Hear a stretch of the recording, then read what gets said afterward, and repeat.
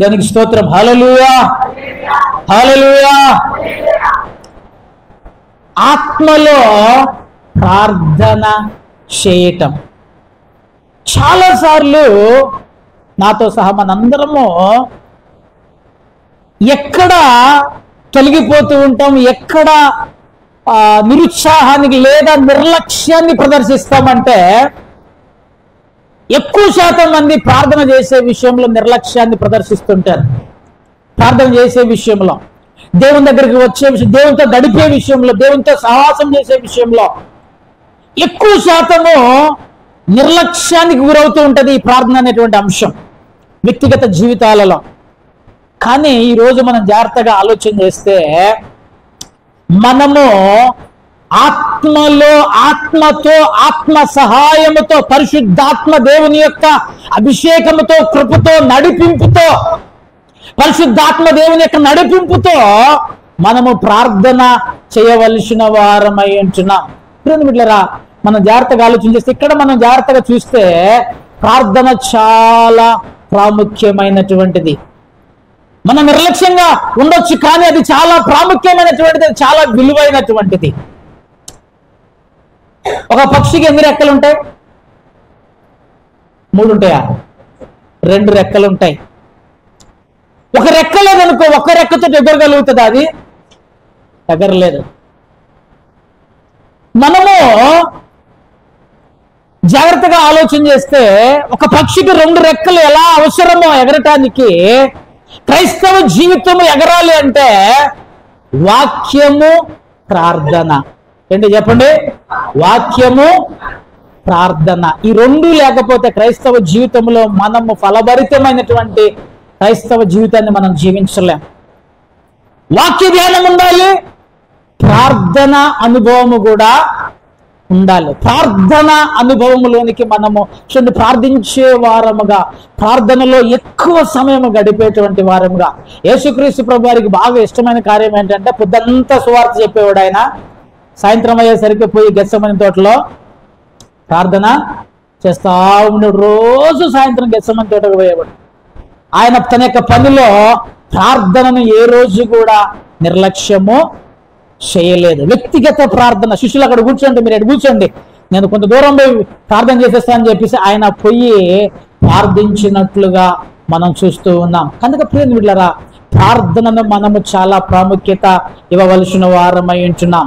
చూడండి, ఇక్కడ మనం ఈ యొక్క వచనాన్ని గమనించినట్లయితే ఇక్కడ 2 వ్యక్తులు, 2 రకాల ప్రజలు లేదా 2 వ్యక్తులు మనకు కనపడతారు. ఏమని రాయబడింది చూడండి, అటువలే ఆత్మయు మన బలహీనత అన్నాడు. ఈ వచనంలో ఎంతమంది ఉన్నారు? ఇక్కడ ఆత్మదేవుడు ఉన్నాడు, అదే విధంగా మనం అందరము రాయబడి ఉన్నాం. అక్కడ పౌలు గారు తనతో కూడా కలుపుకొని చెప్తున్నాడు, మనము అంటున్నాడు.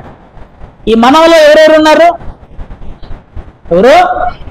నువ్వు, నేను. ఇక్కడ జాగ్రత్తగా చూస్తే ఆత్మదేవుడు ఉన్నాడు, అదే విధంగా మనము. పౌలు గారు తనతో సహా కలుపుకొని చెప్తున్నమాట మనము అంటున్నాడు. సో ఇక్కడ జాగ్రత్తగా, అంటే నువ్వు, నేను, మనందరము అక్కడ ఆ వచనానికి అనుకూలమైనటువంటి వారమై ఉంటున్నాం. జాగ్రత్తగా ఆలోచించాలి. చూడండి ఏమంటున్నాడు, మనము మన బలహీనత చూచి. ఎవరాయబడింది? అటువలే ఆత్మయు మన బలహీనత చూచి. ఏం బలహీనత ఉంది? ఏంటిది మన బలహీనత? ఈ బలహీనత అంటే ఏంటిది? చాలా సార్లు 2 రకాల బలహీనతలు ఉంటాయి మనిషికి, క్రైస్తవుడికి. ఒకటి శరీర సంబంధమైనటువంటిది, రెండవది ఆత్మ సంబంధమైనటువంటిది. చూడండి, పౌలు గారు కూడా తనకున్న బలహీనత గురించి ఒకసారి దేవునితో మాట్లాడుతున్నట్లుగా మనం చూస్తాం. కొరింథీయులకు రాసిన 2వ పత్రిక 12వ అధ్యాయము 7-8 వచనాలు ఒకసారి చూద్దాం. కొరింథీయులకు రాసిన 2వ పత్రిక 12వ అధ్యాయము 7-8 వచనాలు.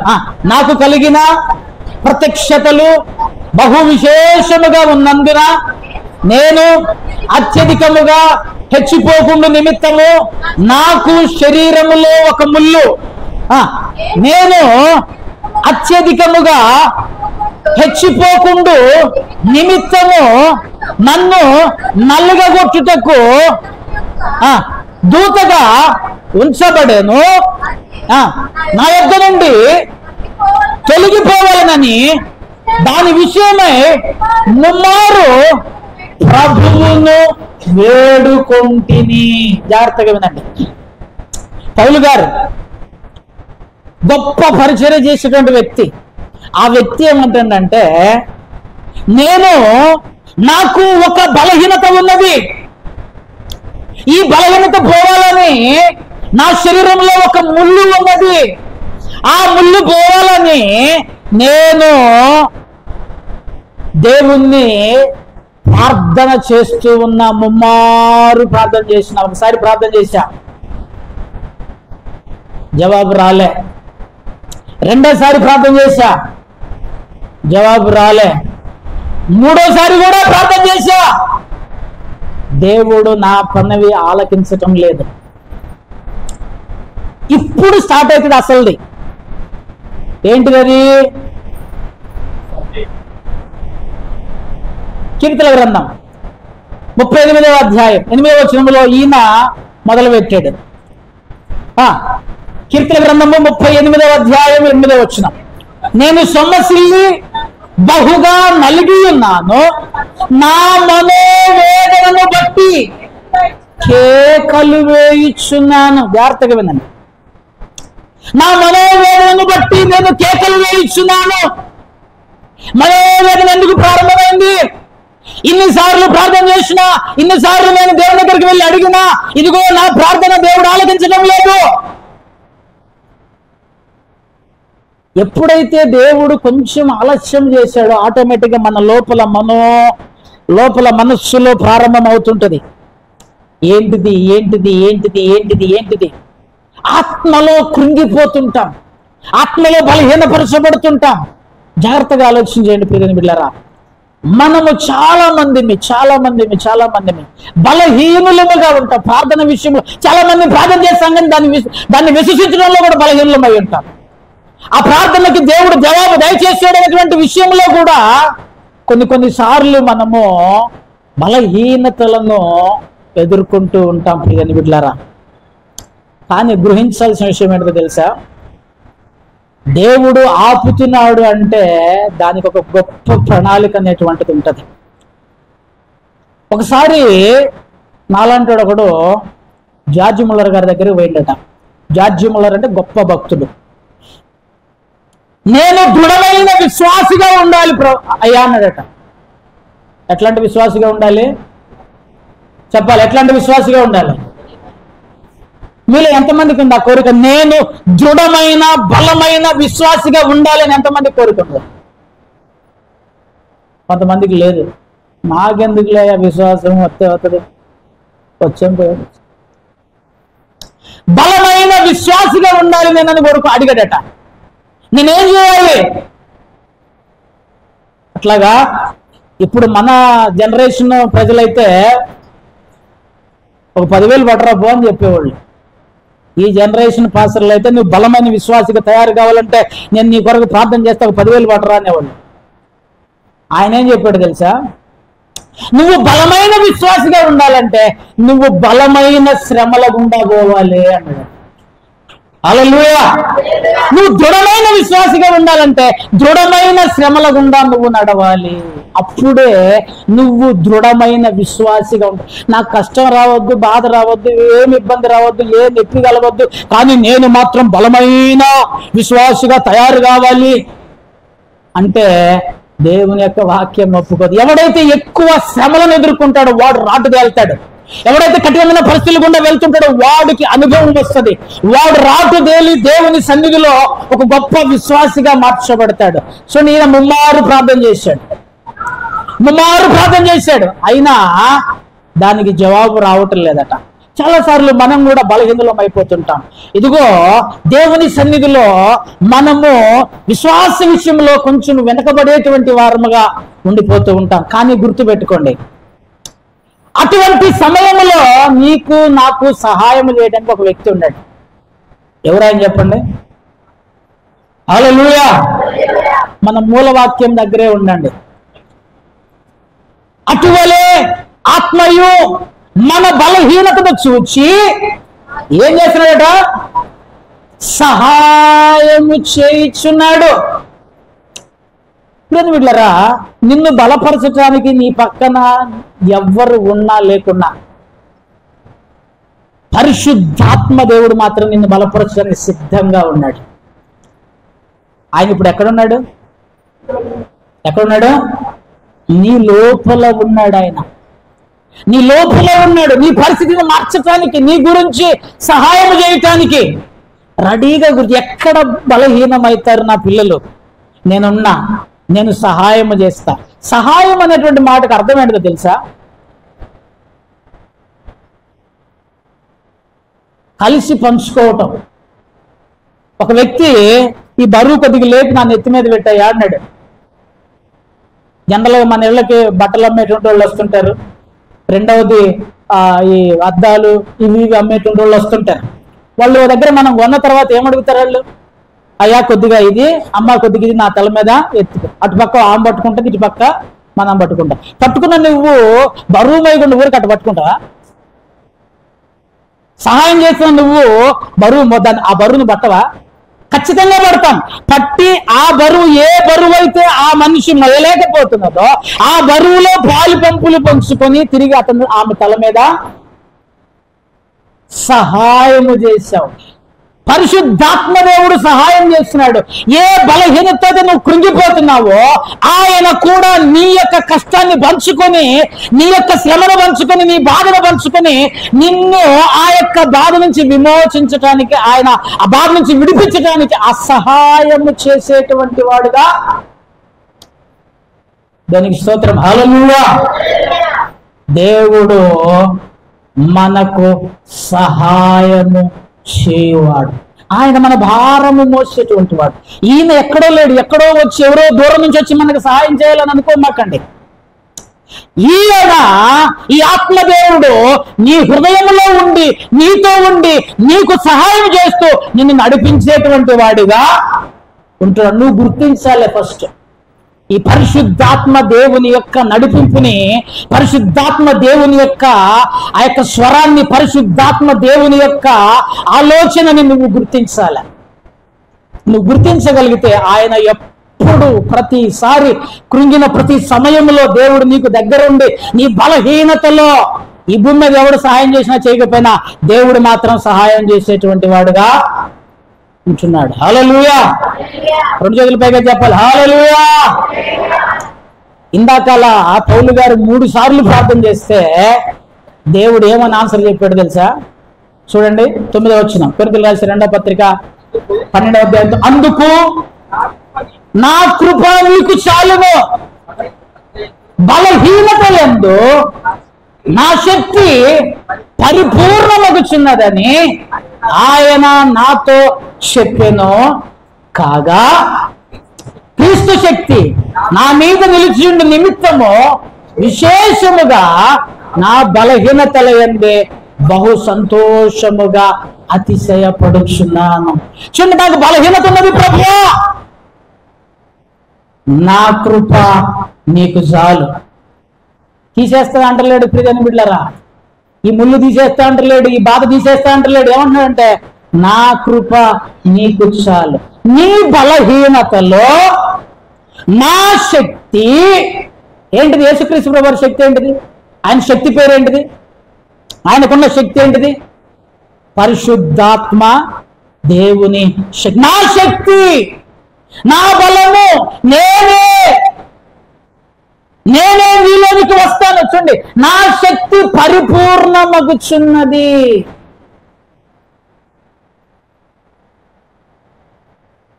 ఆయన మనలో నివాసము చేసి, ప్రేమికులరా, ఆయన ఇంకేముండండి తెలుసా? నా బలహీనతలు ఏంటి నేను నచ్చేప్పుడు దేవుని శక్తి నా మీద ఉండి నిమిత్తము నాకు బలహీనత ఉన్నా మంచిదే.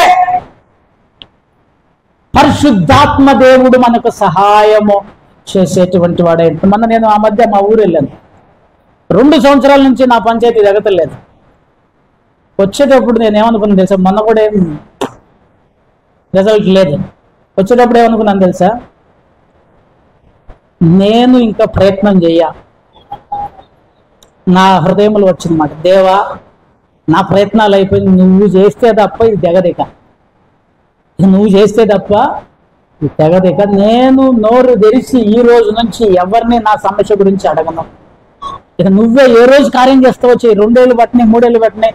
ఇక నేను మానసికంగా ఫిక్స్ అయిపోయా. ఎందుకంటే నేను నా సమస్యని నేను నా సమస్యను తీసుకోలేను. ఇక్కడ దేవుడు ఏమంటున్నాడు చూడండి, నీ బలహీనతలో నా శక్తి, నా బలము. నువ్వు నేను దేవుని శక్తి మీద ఆధారపడవలసిన వారమై ఉంటున్నాం. దేవుని యొక్క సన్నిధి మీద ఆధారపడవలసిన వారమై ఉంటున్నాం. ఆయన మనకు సహాయం చేయవాడు. ఆయన సహాయం తీసుకోండి. నీ అంతట నువ్వే, నా అంతట నేనే, మనంతట మనమే మనం ముందుకు వెళ్తున్నాం. కానీ ప్రియని బిడ్డలారా, వాటి వల్ల మనకు రిజల్ట్ రావటం లేదు. నిజంగా మనం బలహీనలు మనం ఎరిగే దేవుడు మనకు సహాయం చేస్తున్నాడు. అదే అక్కడ రాయబడిన మాట, అటువలే ఆత్మయు మన బలహీనతను ఎరిగి ఉందా మాట? ఏముంది అక్కడ? మన బలహీనతను ఎరిగిన వాడే మనకు సహాయము చేయుచున్నాడు. హల్లెలూయా! మన దేవుడు మనకు సహాయము చేయువాడు. చూడండి, కీర్తన గ్రంథము 124వ కీర్తన 8వ వచనములో, భూమి ఆకాశములను సృజించిన యెహోవా వలననే మనకు సహాయము కలుగును. భూమి ఆకాశము సృజించిన ఎటువంటి వాడైనా, ఆయన శక్తి ఏంటిది, ఆయన బలం ఏంటిది? ఒకవేళ నీకు అర్థం కాకపోతే ఆకాశం వైపు చూడు. యేసుక్రీస్తు ప్రభువారు శక్తిమంతుడేనా, యేసుక్రీస్తు ప్రభువారు బలవంతుడేనా అనేటువంటి నీకు అర్థం కాకపోతే ఒకసారి పైకి చూడు, ఆకాశం కనబడుతుంది. దాన్ని చూసినప్పుడు గుర్తు చేసుకో, ఒక్క మాటతోటి విశ్వాన్ని సృష్టించిన దేవుడు నువ్వు నేను అనుసరిస్తున్నటువంటి దేవుడు. ఆయన వలన, ఆ కేవలం నోటి మాట చేత సమస్తాన్ని కలగజేసిన ఆ దేవుని వలన నీకు నాకు సహాయము కలుగుచున్నది. మనకు సహాయము ఆ యెహోవా నామము వలననే. ఆయన సహాయం చేయటానికి, తన బిడ్డలను ఆదుకోవటానికి, వారి బలహీనతలో, వారి ఇబ్బందుల్లో, వారి కష్టాలలో వారికి సహాయం చేయటానికి దేవుడు మనతో పాటుగా, నీతో పాటుగా నీలో నివాసము చేయిచూ ఉన్నాడు. రైట్. ఎప్పుడు నేను 2 విషయాలు చెప్పా. ఒకటి, మనము కొంత బలహీనులముగా ఉంటున్నాం.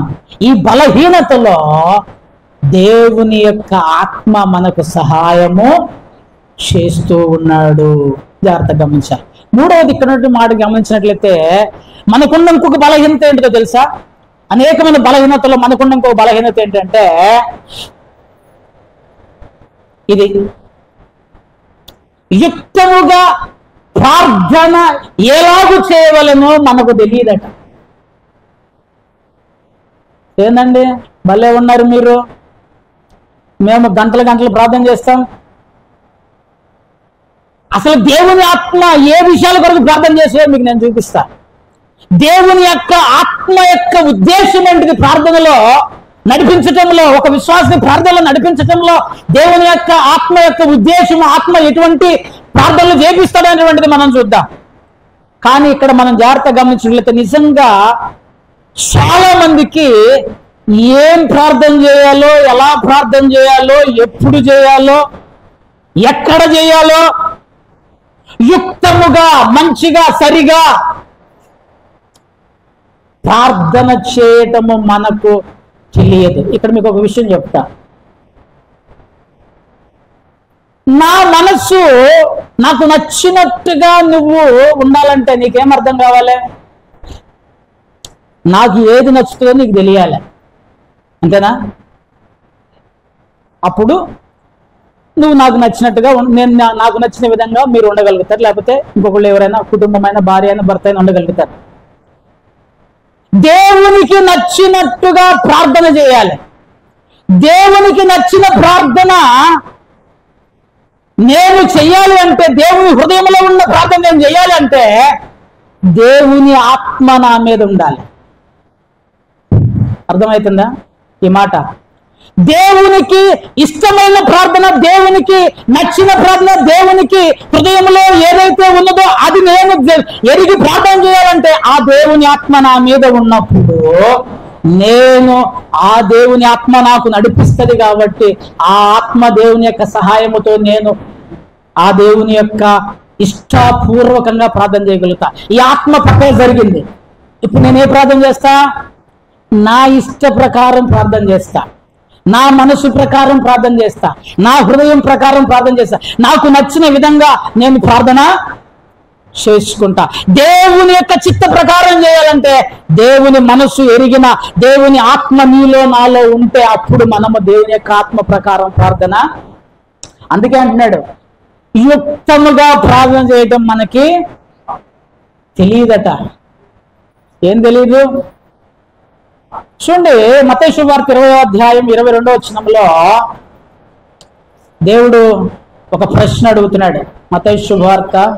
అందుకు యేసు, మీరు ఏం అడుగుతున్నారో మీకు తెలియదు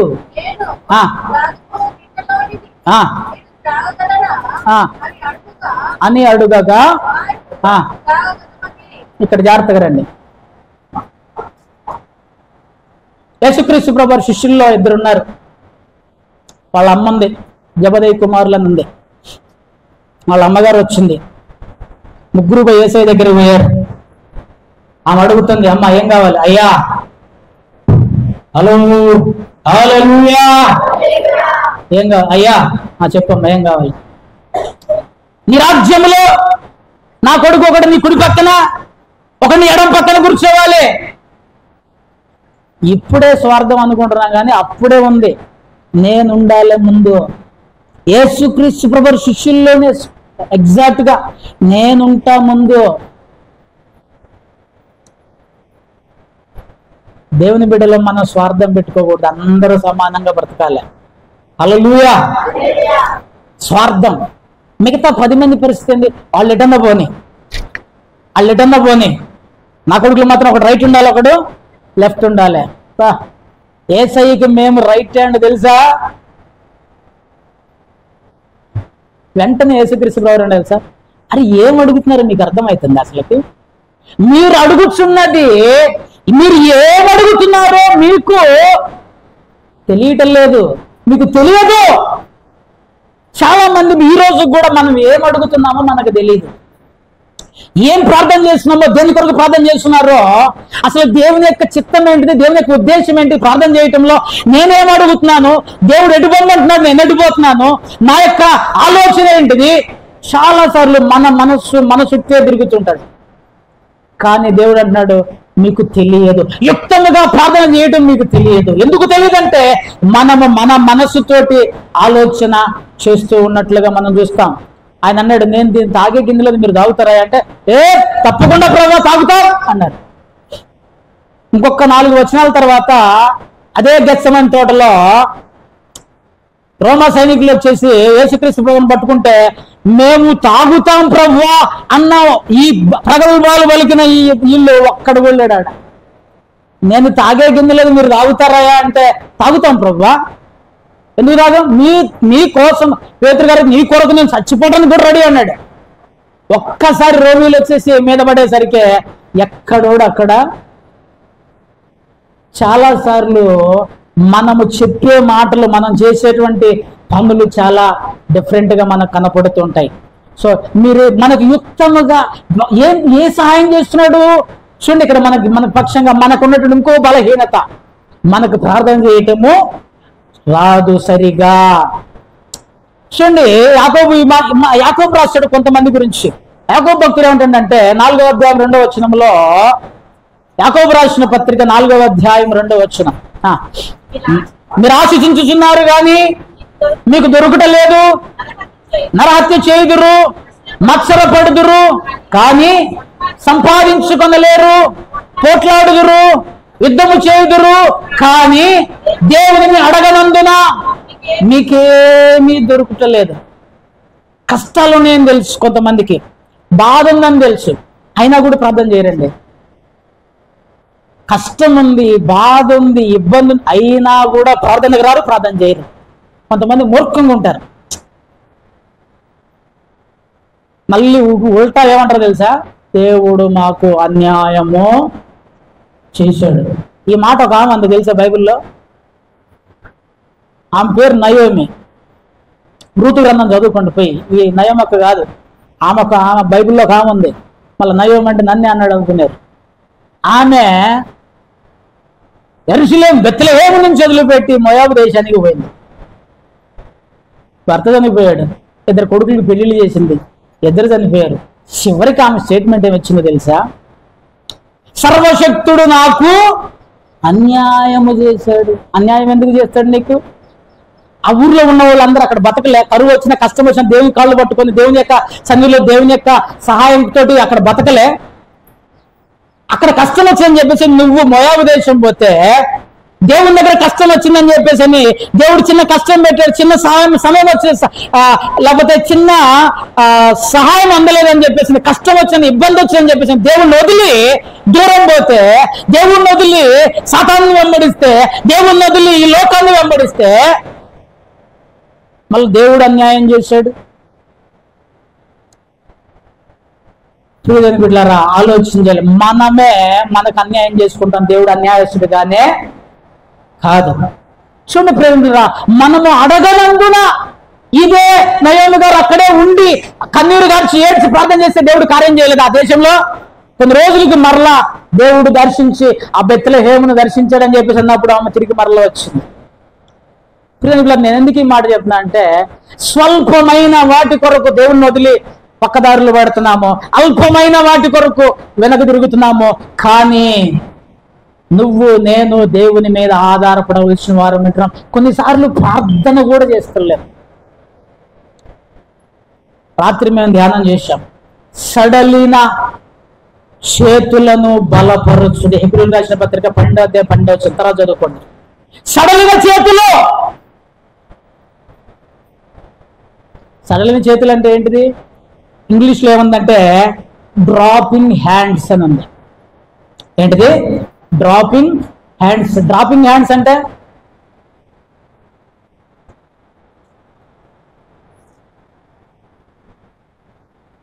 ఏంటిది అర్థం? ప్రార్థన దిగిపోతుంది, తగ్గిపోతుంది, ప్రార్థన జారిపోతుంది. ఏం ప్రార్థన చేయమంటారు అన్న? పొద్దున్న 5 లేచి ఉరుకుడే, మళ్ళీ సాయంత్రం ఉరుకుడే. ఏం ప్రార్థన చేయమంటారు? ఆ ఉరుకులాట్లో కూడా దేవునికి సమయం ఖచ్చితంగా దేవుడు నిన్ను ఆశీర్వదిస్తాడు. ప్రార్థన చూడండి, దేవుని అడగట్లేదు. కొంతమంది అడుగుతున్నారు.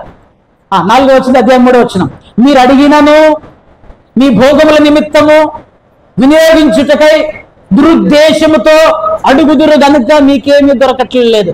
యుక్తముగా ప్రార్థన చేయటం మనకు తెలియదు. ఇక్కడ చూడండి ఎట్లా అడుగుతున్నారు? దురుద్దేశముతో అడుగుతున్నారు. కానీ దురుద్దేశముతో, సరైనటువంటి ఉద్దేశం లేక, సరైనటువంటి ఆలోచన లేక అడుగుతూ ఉన్నాము. కానీ మనకి దేవుని యొక్క ఉద్దేశముతో మనం అడగటం లేదు.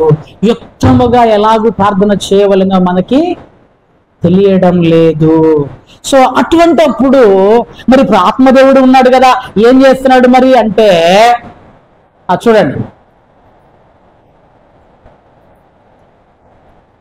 హల్లెలూయా.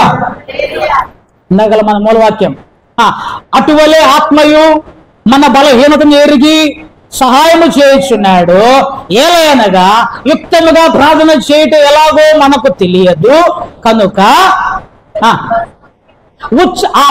ఉచ్చరింప సత్యము కాని మూలుగులతో ఆ ఆత్మ తానే మన పక్షముగా విజ్ఞాపనము చేయుచున్నాడు. హల్లెలూయా, హల్లెలూయా, హల్లెలూయా. ఏం చేస్తున్నట్టు? ఆత్మ తానే మన పక్షముగా, నా పక్షముగా విజ్ఞాపనము చేయించున్నాడు. ఓ తండ్రి, రజనీ పాస్టర్ని జ్ఞాపకం చేసుకో, ఓ ప్రభు రజనీ జ్ఞాపకం చేసుకో, ఆయన బలహీనతలను జ్ఞాపకం చేసుకో అని నా కొరకు నేను ప్రార్థన చేసుకోకపోయినా నా గురించి ఒక వ్యక్తి ప్రార్థన చేస్తున్నాడు. ఆ ఆత్మదేవుడు నన్ను ప్రార్థనలో నడిపించడానికి, నన్ను ప్రార్థనలో కొనసాగింప చేయటానికి నాకు సహాయము ఎలా ప్రార్థన చేస్తున్నాడట? ఉచ్చరింప సఖ్యము కాని మూలుగులతో. దేవుని ఆత్మ సహాయముతో ప్రార్థన చేస్తే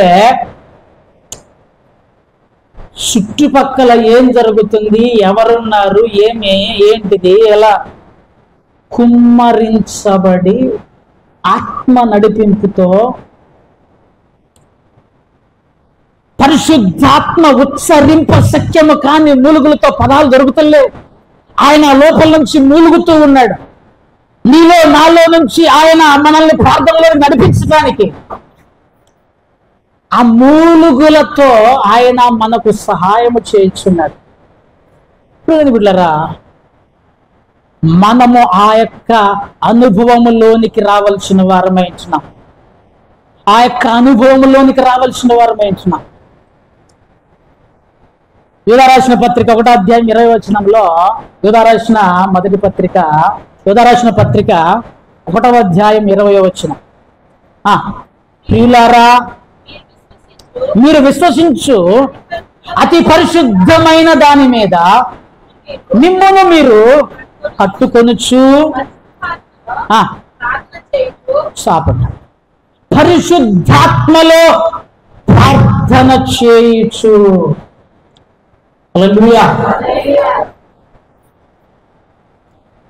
హల్లెలూయా. పరిశుద్ధాత్మలో ప్రార్థన చేయొచ్చు. ఎప్పుడన్నా ఈ యొక్క అనుభవాన్ని, ఈ ఎక్స్పీరియన్స్ చూసారా? పరిశుద్ధాత్మ దేవునితో కలిసి ప్రార్థించటం, పరిశుద్ధాత్మ దేవునితో కలిసి మొరపెట్టడం. నేను సుమారు 20 సంవత్సరాల నుంచి ప్రార్థన చేస్తున్నా. 20 సంవత్సరాలు దేవుని నమ్ముతాను. నిన్న సాయంత్రం నాకు ఒక పదం వినపడింది. మీకు చెప్పలే కానీ వినపడింది. ఆ పాస్టర్ గారు ఒక పదం చెప్పి ఇట్లా అని చెప్పింది. రాత్రి అంతా నాకు నిద్ర పట్టలే.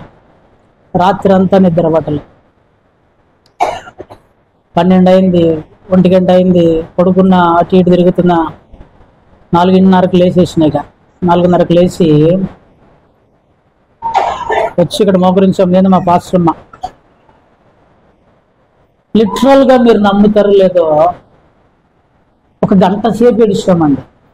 1 గంట సేపు ఏడిచాం. అంటే మీ మీద మీరేదో నా మీద జాలి పడతారు, మీరేదో నాకేదో గొప్ప మాయ గారు బాగా ఏడ్చి ప్రార్థన అనే ఉద్దేశం నాకు కాదు. 1 గంట సేపు ఏడ్చినాం. నాకు ఇక ఆగట్లేదు. నా 20 సంవత్సరాల సేవ జీవితంలో ఆ రకంగా నేను ఏడవలే. దేవునికి అవమానం జరుగుతుంది, దేవుని నామానికి అవమానం జరుగుతుంది. నేను పాపం చేస్తలే, నేను తప్పు చేస్తలే, నేను నా కుటుంబము మేము మా కొరకు బిడ్డలారా ఏడుస్తూ ఉన్నాం. ప్రభువా ఎందుకు, ప్రభువా ఎందుకు ఇంత ఘోరమైన అవమానం మీ నామానికి? పరిశుద్ధాత్మదేవుడు ప్రార్థనలో ఎలా నడిపిస్తాడో, ఈ రోజు ఉదయకాల సమయమున యొక్క కన్నీరు గారిపోతా ఉంది, ఏడుస్తున్నా. చివరికి లాస్ట్లో మా ప్రార్థన, మా పాసం ఆమె ఏం చేస్తున్నా కూడా నాకు అర్థం కావట్లేదు. నేనే ఏడుస్తూ దుఃఖంతో దేవుని సంధిలో గడుపుతా ఉన్నా. చివరికి ఆమె ఒక ప్రార్థన చేసింది, ఒక పదం అంది.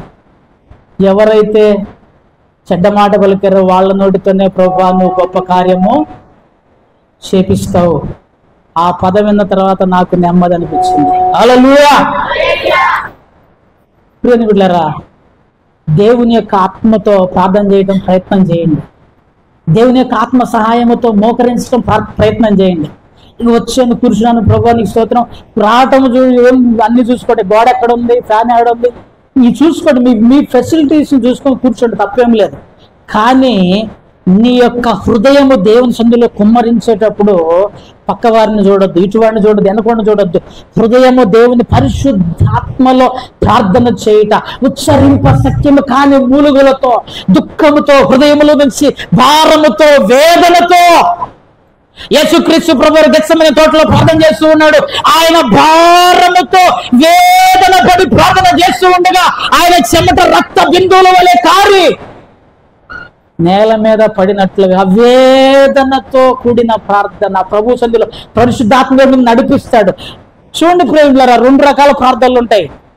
మీరు పరిశుద్ధాత్మలో ప్రార్థన చేయడం అని చెప్పేసి అన్నాడు. కింద కొరింథీయులకు రాసిన మొదటి పత్రిక 14:15 పౌలు గారు ఈ మాట చెప్తున్నాడు. కొరింథీయులకు రాసిన మొదటి పత్రిక 14:15. కాబట్టి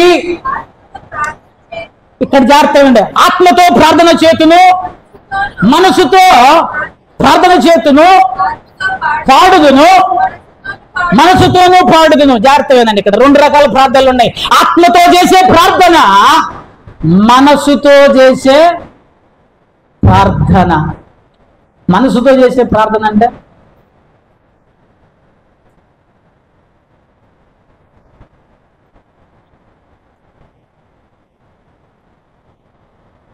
మనస్సు చెప్తుంది, ప్రభువా, నా మనసు చెప్తుంది నాకు, ప్రభువా నాకు అది కావాలి, ఇది కావాలి, ఈ వస్తువు కావాలి, ఆ వస్తువు కావాలి. మంచిదే. కొంతమంది ఆ ప్రార్థన కూడా లేదు, డ్రాపింగ్ హ్యాండ్స్, మొత్తానికే ప్రార్థనా జీవితం లేకుండా బ్రతుకుతున్నారు. మనసుతో ప్రార్థన చేస్తున్నారు. నాకు అర్థమవుతుంది మనసుతో చేసే ప్రార్థన, ఆత్మతో చేసే ప్రార్థన. ఆత్మదేవుడు నడిపిస్తూ మనుషులకు అర్థం అవ్వకపోయినా దేవునికి అర్థమవుతుంది. హల్లెలూయా. నువ్వు చేసే ఆత్మ దేవుని యొక్క సహాయంతో నువ్వు చేసే ప్రార్థన మనుషులకు అర్థం కాకపోయినా దేవునికి మాత్రం అర్థమవుతుంది. మనసుతో చేసే ప్రార్థన నీకు అర్థమవుతుంది, సమాజానికి కూడా అర్థమవుతుంది.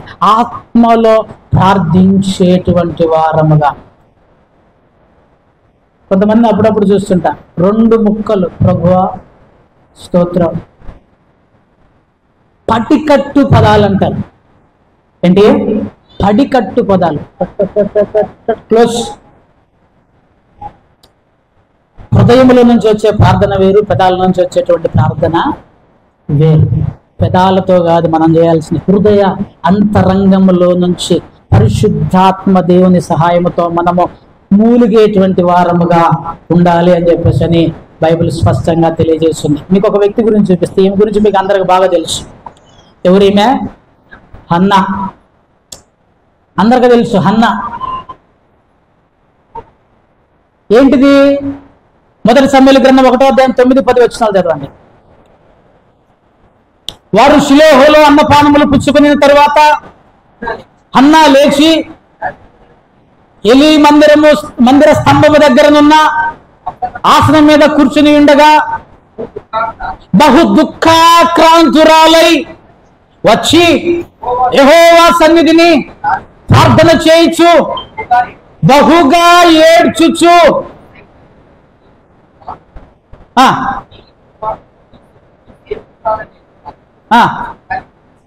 శ్రమను చూచి నన్ను మరువక జ్ఞాపకము చేసుకుని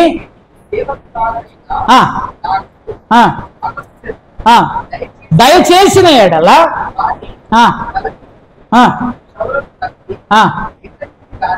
రానియక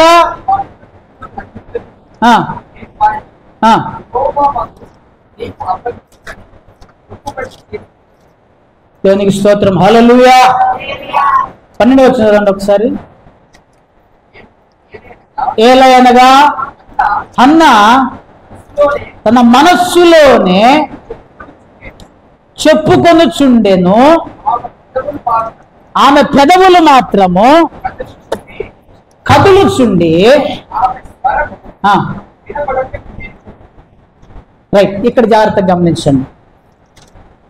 ఇక్కడ హన్నా గారి యొక్క పరిస్థితిని మనం చూద్దాం.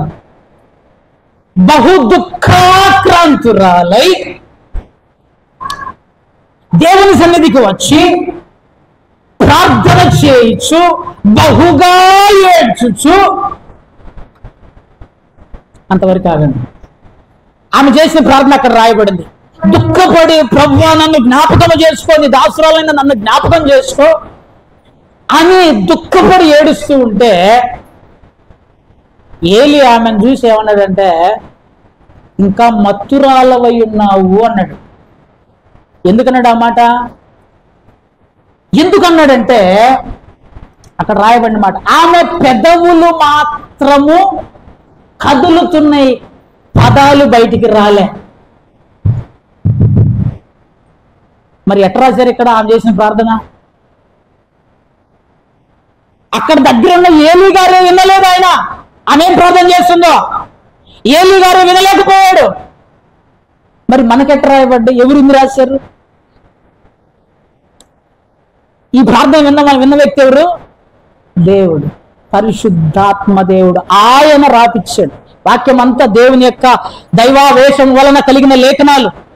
ఆమె పలుకులు, పదాలు బయటికి వినపడకపోయినా ఆమె మొర్ర, ఆమె యొక్క వేదన, ఆమె యొక్క దుఃఖము కన్నీటితో ప్రార్థన చేస్తూ ఉన్నప్పుడు ఆ ప్రార్థన ఉచ్చరింప సత్యము కాని మూలుగులతో మనతో కలిసి ప్రార్థన చేసే పరిశుద్ధాత్మ దేవుడు వింటూ ఉన్నాడు కనుక ఆయన ఇక్కడ రాపిచ్చాడు, మనకు అర్థం కావాలని.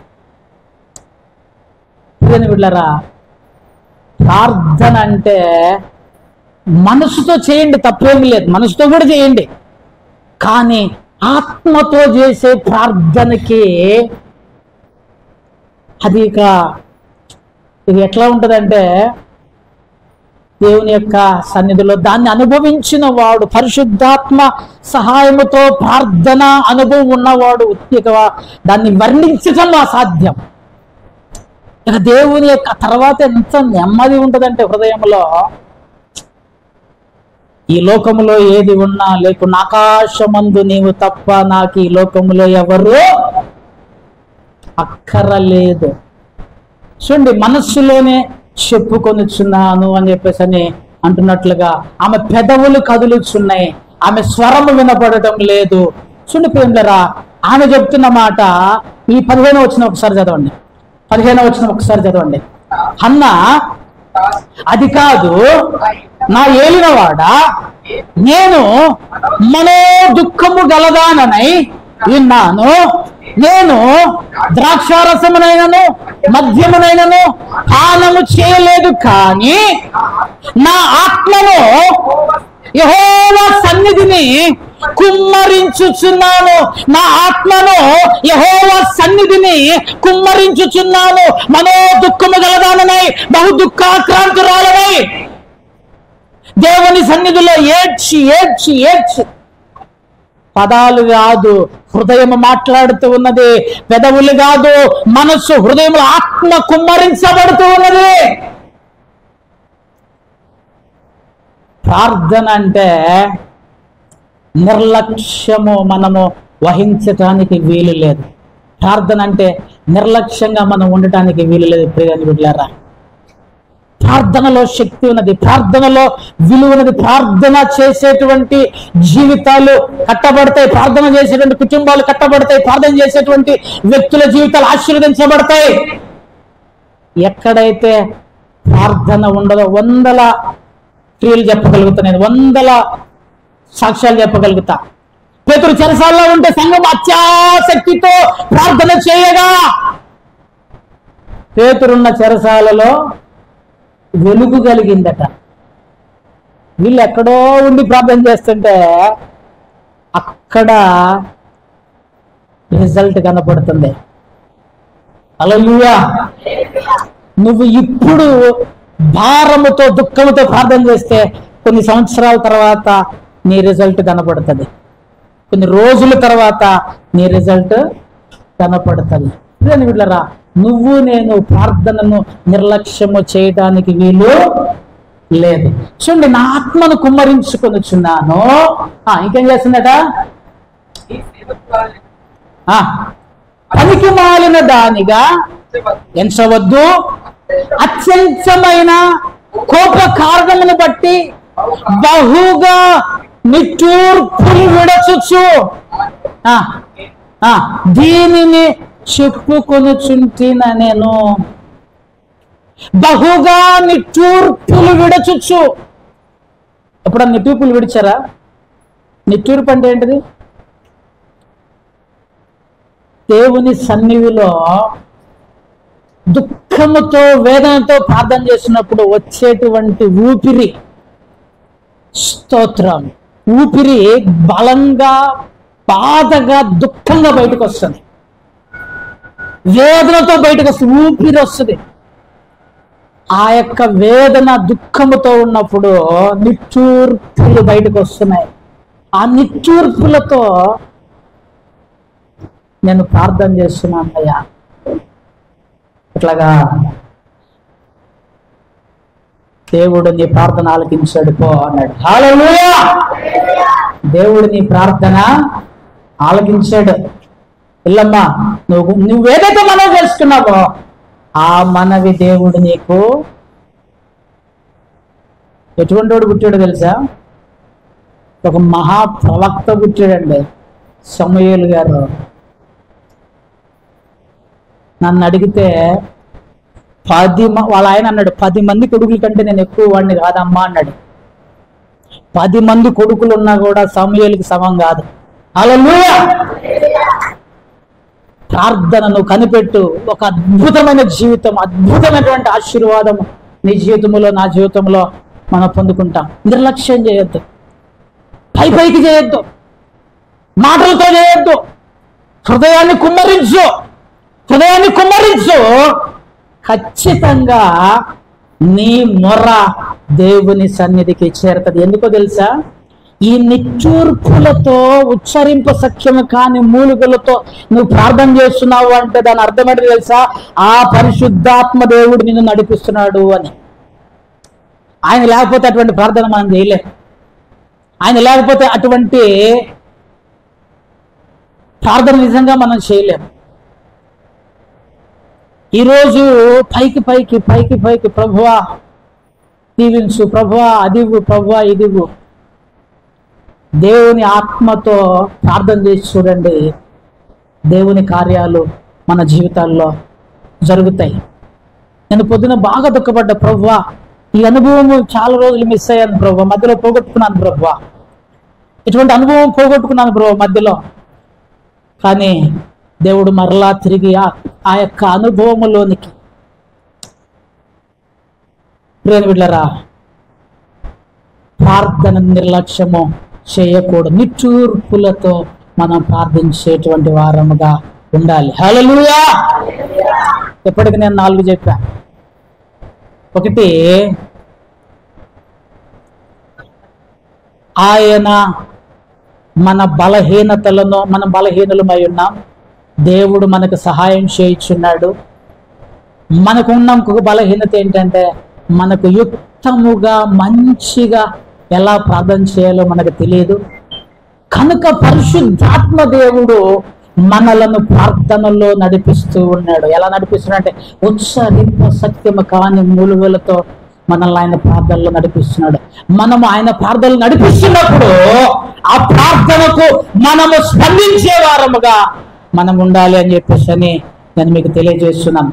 చివరిగా ఒక మాట చెప్పి నేను ముగిస్తాను. చూడండి, దేవుని యొక్క చిత్త ప్రకారమైన ప్రార్థన, దేవుని యొక్క చిత్త ప్రకారమైన ప్రార్థన. అదే రోమీయులకు రాసిన పత్రిక 8వ అధ్యాయము 27వ వచనంలోనికి రండి. మరియు హృదయములను పరిశోధించువాడు ఆత్మ యొక్క మనసు ఏదో ఎరుగును, ఏలయనగా, జాగ్రత్తగా ఉందండి, ఏలయనగా ఆయన అనగా హృదయములను పరిశోధించేటువంటి వాడు దేవుని చిత్త ప్రకారము పరిశుద్ధుల కొరకు విజ్ఞాపనము చేయుచున్నాడు. దేవుని చిత్త ప్రకారము ఆత్మ పరిశుద్ధుల కొరకు విజ్ఞాపనము చేయుచున్నాడు. ఆయన అనగా పరిశుద్ధాత్మ దేవుడు దేవుని చిత్త ప్రకారము పరిశుద్ధుల కొరకు విజ్ఞాపనము చేయుచున్నాడు. మనం ఎటువంటి ప్రార్థనలు చేయాలి? మనతో పాటు మన కొరకు మనం చేసుకుంటూ దేవుని చిత్తం ఏంటిది? ఎటువంటి ప్రార్థన చేయాలి? పరిశుద్ధుల కొరకు విజ్ఞాపనము చేసేవారముగా ఉండాలి. ఎవరు పరిశుద్ధులు? ఎవరు ఇప్పుడు పరిశుద్ధులు? ఎవరు ప్రార్థన చేయడానికి? సారీ, నీ పక్కన వాళ్ళకి చేయి చూపండి, వాళ్ళకి చేయి చూపండి, వాళ్ళని పట్టుకోండి. నువ్వు పరిశుద్ధురాలవు అని చెప్పండి. నువ్వు పరిశుద్ధుడవు, నీ కొరకు ఈ రోజు నుంచి నేను ప్రార్థన చెప్పండి. నీ కొరకు నేను ఈ రోజు నుంచి ప్రార్థన. మీ అన్నకి చెప్పు, మీ అన్నకి చెప్పు, మీ తమ్ముడికి చెప్పు, నేను ఈ రోజు నుంచి నీ కొరకు ప్రార్థన చేస్తా, నేను ఈరోజు నీ కొరకు ప్రార్థన చేస్తా. పరిశుద్ధులు మనము మన కొరకు మనం ఎప్పటికేం ప్రార్థన చేస్తామంటే, నా కుటుంబము, నాది, నా యొక్క ఇల్లు, నా సంసారం, ఇంతవాటికి చాలు. పక్కన నుండి పరిశుద్ధుడు అని అనుకుంటే ప్రార్థన చేస్తాడు, పరిశుద్ధుడు కాదని మన అభిప్రాయం. పెద్ద కానీ దేవుడు పరిశుద్ధుల కొరకు ప్రార్థన చేస్తూ ఉన్నాడు, మన కొరకు ప్రార్థన చేస్తూ ఉన్నాడు. నువ్వు నేను కూడా సమాజం కొరకు విజ్ఞాపన చేయాలి. మీరు నమ్మినా నమ్మకపోయినా ఒక మాట చెప్తాను. నేను 2005 సంవత్సరం నుంచి పరిచర్యలో ఉన్నాము. ఈ రోజు ఉదయకాలం వరకు ఏ రోజు కూడా మేము ప్రార్థనలో మోకరించినప్పుడు మా కుటుంబం కొరకు కానీ, మా అక్కర్ల కొరకు కానీ, మా యొక్క అవసరతల కొరకు కానీ మొదట్లో ఈ రోజు వరకు ప్రార్థన చేయలే. మోకరించిన వెంటనే ఏ రోజు కూడా మా యొక్క పిల్లల కొరకు, మా కుటుంబం కొరకు, మా అక్కర్ల కొరకు చేయలేదు. సంఘంలో ఉన్న ప్రతి కుటుంబం పేరు చెప్పి వాళ్ళ కొరకు ప్రార్థన చేసిన తర్వాత లాస్ట్లో మేము మా కొరకు ప్రార్థన చేసుకున్నాం. ఇది దేవుని సన్నిధిలో నిలబడి ఒక గర్వంగా నేను చెప్పగలుగుతాను. ఏ రోజు మా కొరకు చేసుకోలేదు, మీ అందరి కొరకు ప్రార్థన చేసిన తర్వాత మా కుటుంబం కొరకు, మా పిల్లల కొరకు మేము ప్రార్థన చేసుకున్నాం. దేవుని మనస్సు, నీ పక్కన అనేక మంది నశించిపోతున్నారు, ఇటు పక్క అనేక మంది నశించిపోతున్నారు. దేవుని ఆత్మ క్షోభిస్తున్నది, అయ్యో వారు నశించిపోతున్నారు. ఒక్కసారన్నా నువ్వు స్వార్థ చెప్పకపోయావు వాళ్ళ కొరకు ఒక్కసారన్నా ప్రార్థన, ప్రభువా వాళ్ళని కనికరించు, వాళ్ళకి తెలియదు, వాళ్ళని దేవుని సన్నిధిలోనికి నడిపించు. దేవుని చిత్తం అది, నీ చిత్తం నా చిత్తం కాదు. మనం చేయాల్సింది దేవుని చిత్త ప్రకారము మనము ప్రార్థించే వారముగా ఉండాలని బైబిల్ చెప్తుంది. చూడండి, ఎఫెసీయులకు రాసిన పత్రిక 6వ అధ్యాయం 18వ వచనం. ఎఫెసీయులకు రాసిన పత్రిక 6వ అధ్యాయము 18వ వచనం. ఆత్మ వలన, జాగ్రత్తగా వినండమ్మా, ప్రతి సమయమందును ప్రతి విధమైన ప్రార్థనను విజ్ఞాపనను చేయించు ఆ విషయమై సమస్త పరిశుద్ధుల నిమిత్తమును పూర్ణమైన పట్టుదలతో విజ్ఞాపనము చేయించు మెలకువగా ఉండుడి. ఆత్మ వలన ప్రతి సమయం నందు ప్రతి విధమైన ప్రార్థనను విజ్ఞాపనమును చేయించు. తొందరగా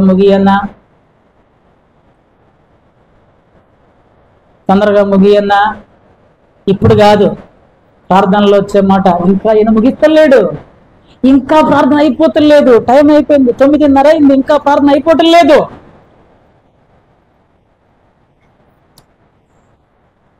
నేను మీ గురించి, కొంతమంది గురించి సాక్ష్యం చెప్పగలను. మీలో చాలా మంది ఏడ్చి కన్నీరు గార్చి ప్రార్థించిన అనుభవం ఉన్న వాళ్ళు ఉన్నారు ఇక్కడ, నాకు తెలిసి వాళ్ళు. కానీ ఇప్పుడు ఆ అనుభవాన్ని పోగొట్టుకున్న వారిగా కూడా ఉన్నారు. ప్రియని బిడ్డ, నేను మిమ్మల్ని ఎంకరేజ్ చేసి మిమ్మల్ని ప్రోత్సహించేటువంటిది ఏంటంటే, ఏ కన్నీటితోటైతే ఈరోజు ఈ స్థితికి వచ్చావో ఆ కన్నీటిని పోగొట్టుకోవద్దు. ఏ ఆత్మ సహాయముతో ఏడ్చి పరిస్థితులన్నిటినీ మార్చుకున్నావో ఆ యొక్క ఆత్మ సహాయాన్ని పోగొట్టుకుని భ్రష్టులంగా మిగిలిపోవద్దు. ప్రభు మీద ఆధారపడేటువంటి వారమైందాం. ప్రభు సన్నిధిలో మనము భారభరితమైన ప్రార్థనలు చేసేటువంటి వారముగా ఉందాం. చూడండి ప్రియులారా, చివరిగా నేను ముగిస్తున్నాను. మనం ఎటువంటి ప్రార్థనలు చేయాలి? ఆత్మలో ప్రార్థించే వారముగా ఉండవలసిన వారమై ఉంటున్నాం. రెండవది, మనము బలహీనులమై ఉన్నాము. ఆ బలహీనతను చూచి పరిశుద్ధాత్మ దేవుడు మనకు సహాయం చేస్తున్నాడు. మూడవది, మనకు యుక్తముగా ఎలాగూ ప్రార్థన చేయవలనో మనకు తెలియదు, కానీ పరిశుద్ధాత్మ దేవుడు మన పక్షముగా మనలో ఉండి మనతో ఉండి మన కోసము ప్రార్థన చేస్తూ ఉన్నాడు. ఎలా ప్రార్థన చేస్తున్నాడు ఆయన?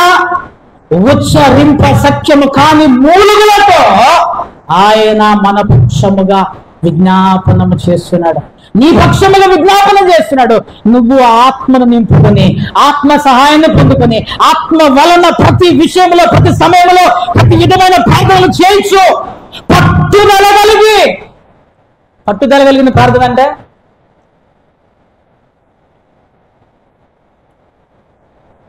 నువ్వు నన్ను ఆశీర్వదిస్తేనే గాని నేను నిన్ను విడువను. తెల్లారికన్నా పోనీ, తెల్లారినా మంచిదే, మళ్ళా రాత్రి అయినా మంచిదే. కాలు ఇరగొట్టు ఏళ్ళు ఇరగొట్టు నా శరీరం మొత్తం నలగొట్టినా మంచిదే. నన్ను ఆశీర్వదించనిదే నేను నిన్ను వదలను. అలాంటి పేర్లు పెట్టుకుందామా? హల్లెలూయా. పట్టుదలగలిగి ప్రార్థించాలి. ఆ ఆత్మ మనల్ని నడిపిస్తూ ఉంటది. ప్రియుల, నిజంగా మీరు ప్రతి ఒక్కరు మోకరించి మోకాళ్ళేసి ప్రభువా నన్ను నడిపించని అడగండి. ఖచ్చితంగా నిన్ను దేవుడు అద్భుతమైనటువంటి ప్రార్థనా జీవితంలోనికి దేవుడు మనల్ని నడిపించేటువంటి వాడు అయ్యుంటున్నాడు. దేవుడు మిమ్మల్ని అందరినీ దీవించిన గాక. మనమందరము అట్టి ఆత్మ మూలముగా ప్రార్థనలో ఎదిగేటువంటి వారముగా ఉందుముగాక. దేవుడు మనల్ని దీవించును గాక. ఆమేన్. తలలు